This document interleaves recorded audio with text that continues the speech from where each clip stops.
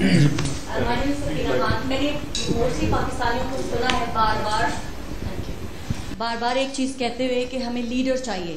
I don't think so we need a leader, we need someone who can deliver. So west, اگر آپ waste کو دیکھیں, وہ leader نہیں ڈھونڈتے ہیں, وہ ڈیلیور کرنے والے کو چانس دیتے ہیں. تو پاکستان میں یہ مت ختم ہونی چاہیے, کیونکہ پہلے ہم لیڈر ڈھونڈتے ہیں, اس کو بناتے ہیں, پھر اس کے بت کو توڑتے ہیں. سو بہتر نہیں ہے کہ ہم ڈیلیور کرنے والے کو پریفرنس دیں, وہ آئے اپنا ڈیلیور کرے, نیکسٹ بندے کو چانس ملے. سو یہ ہماری بات ہی غلط ہے کہ ہمیں کوئی لیڈر چاہیے. ہر کیوں مڈل کلاس لیڈر بننا چاہے گا؟ اگر اس نے کچھ کرنا ہے سوسائٹی میں, وہ خود اٹھ کے اپنی کمیونٹی میں, اپنے گلی محلے میں کچھ بھی کر سکتا ہے. سو ہمیں ایسے لوگ سامنے لانے ہیں جو پاکستان کو بہتر سے بہترین بنا سکے, نہ کہ ایسا لیڈر جو بیٹھ جائے, پھر ساری پاور اپنے پاس رکھے. اور پھر جیسے آپ کی باتوں سے میں ایگری کرتی ہوں ہر سنگل ورڈ سے, پاکستان کو پریفرنسز کی ضرورت ہے. یہاں پر کچھ لوگوں نے کہا کہ عوام کیسے مانیں گے؟ کیوں نہیں مانیں گے عوام؟ آپ کے ایریا میں وہ چیزیں جو ہم بڑی سٹیز میں دیکھ رہے ہیں, وہ آپ کے لوکل آئیں گی, آپ کی مشکلات حل ہوں گی. کون سا ایسا پاکستانی ہوگا جو یہ نہیں چاہے گا کہ ہمیں ہمارے گھر کے دروازے پہ تمام مسائل حل ہوں؟ پاکستان کے اندر ڈیولپمنٹ نہیں ہے, یہ صحیح کہا آپ نے, چند شہروں تک ڈیولپمنٹ کو ڈیولپمنٹ نہیں کہا جا سکتا. صوبوں کو ڈیولپمنٹ کے پیسے ملتے ہیں, وہ کھا جاتے ہیں. کہاں جاتے ہیں وہ پیسے؟ ہم سب لوگوں کو پتہ ہے, وہ بڑی لمبی ڈبیٹ ہے. تو جتنے کم ڈویژنس بنیں گے, زیادہ ڈیوائڈ ہوں گے پاکستان کے اندر, میں کہتی ہوں یونٹس آپ کہہ لیں, اس کو جو کچھ بھی کہہ لیں, اتنا ہی پاکستانیوں کی زندگی میں بھی آسانی آئے گی. تو پاکستان کی ریاست میرے خیال سے جب سوچ لے گی کہ ہمیں کچھ کرنا ہے تو ہو جائے گا. عوام تو چاہے گی کہ ان کی زندگیاں آسان ہوں. تو آپ کو کیا لگتا ہے کہ پاکستان کی ریاست کب ریڈی ہوگی یہ تمام چیزیں کرنی؟ جب عوام ریڈی ہوگی. ریاست کس کا نام ہے؟ ریاست تو لوگوں کا نام ہے.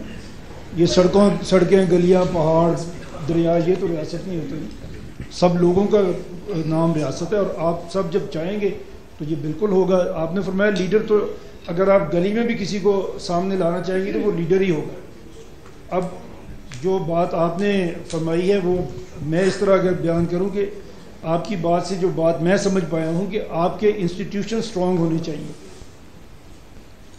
اور یہ کرپشن کی ایک بہت بڑی وجہ ہوتی ہے جہاں پہ پرسنالٹیز زیادہ اسٹرانگ ہو جاتی ہے اور آپ کے انسٹیٹیوشن اسٹرانگ نہیں ہوتے.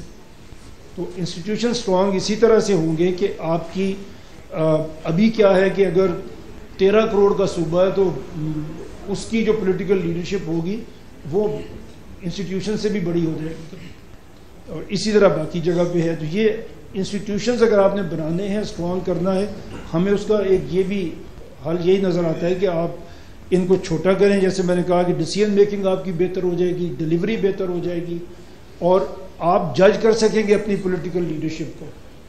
ابھی تو لاہور والے لاہور میں بیٹھے ہیں, جو ملتان سے اگر کوئی یا پھر جنوبی پنجاب آ جاتا ہے, لیکن ہے تو ایسے ہی. آپ سرگودا سے یا میاں والی سے بھی جو کوئی فائل آتی ہے وہ چیف منسٹر کی اتنی بڑی پرائرٹی نہیں ہوتی. اور میں اس سی ایم کی بات نہیں کر رہا, آپ پچھلے جتنے بھی اٹھا کے دیکھیں یہ اسی طرح سے چلتے ہیں.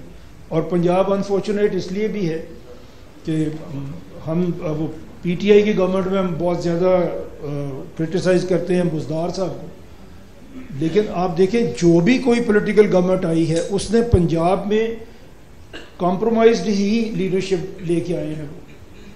جب میاں صاحب 85 کے بعد بنے اور پھر 90 میں سی ایم بنے تو یا غلام حیدر وہیں صاحب آئے تھے. میں زیادہ نہیں تفصیل میں جاتا, آپ سب جانتے ہیں. اس کے بعد ان کے بھائی آئے اور پھر وہ آئے, پھر انہوں نے کسی اور کی طرف نہیں دیکھا.